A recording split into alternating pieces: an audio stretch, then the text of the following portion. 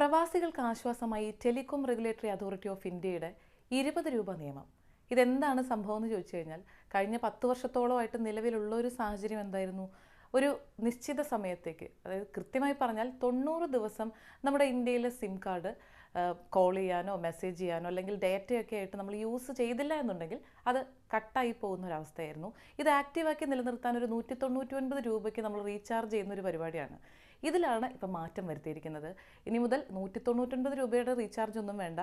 Minimum balance ഒരു 20 രൂപ അതിലുണ്ടെങ്കിൽ 90 ദിവസം ആക്റ്റീവ് അല്ലാതിരുന്ന ഈ സിം കാർഡ് അതിൽ നിന്ന് ഓട്ടോമാറ്റിക്കായിട്ട് ഈ 20 രൂപ കട്ടായിട്ട് അടുത്തൊരു 30 ദിവസത്തേക്ക് കൂടി ആക്റ്റീവ് ആക്കി നിലനിർത്താൻ സാധിക്കും. അപ്പോൾ പിന്നീട് എന്ത് ചെയ്യുന്നു ചോദിച്ചു കഴിഞ്ഞാൽ, ഈ പീരീഡ് കഴിഞ്ഞാലും അതിൽ 20 രൂപയുടെ ഒരു ബാലൻസ് ഉണ്ട് എന്നുണ്ടെങ്കിൽ ഈ ഒരു പ്രോസസ്സ് ഇങ്ങനെ തുടർന്നുകൊണ്ടേയിരിക്കും.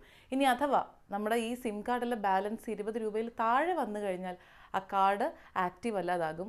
പക്ഷെ അപ്പോഴൊരു ഓപ്ഷൻ ഉള്ളത്, അടുത്ത 15 ദിവസത്തിനുള്ളിൽ നമ്മളൊരു 20 രൂപയ്ക്ക് റീചാർജ് ചെയ്യുകയാണെന്നുണ്ടെങ്കിൽ കാർഡ് വീണ്ടും ആക്റ്റീവ് ആക്കി നിർത്താൻ സാധിക്കും. പ്രവാസികളെ സംബന്ധിച്ച് നമുക്കിത് ആശ്വാസമുള്ളൊരു കാര്യം തന്നെയാണ്. നാട്ടിൽ നമ്മുടെ നമ്പർ കട്ടാകാതെ ഇരിക്കാനായി ഓർത്ത് വെച്ച് ഇങ്ങനെ റീചാർജ് ചെയ്യേണ്ട ആവശ്യമില്ല. ഒറ്റത്തവണ ഒരു നിശ്ചിത എമൗണ്ട് റീചാർജ് ചെയ്ത് വെച്ച് കഴിഞ്ഞാൽ ഈ 20 രൂപ വെച്ച് അതിൽ നിന്ന് കട്ടായി നമ്മുടെ കാർഡ് ആക്റ്റീവ് ആക്കി നിർത്താൻ സാധിക്കും.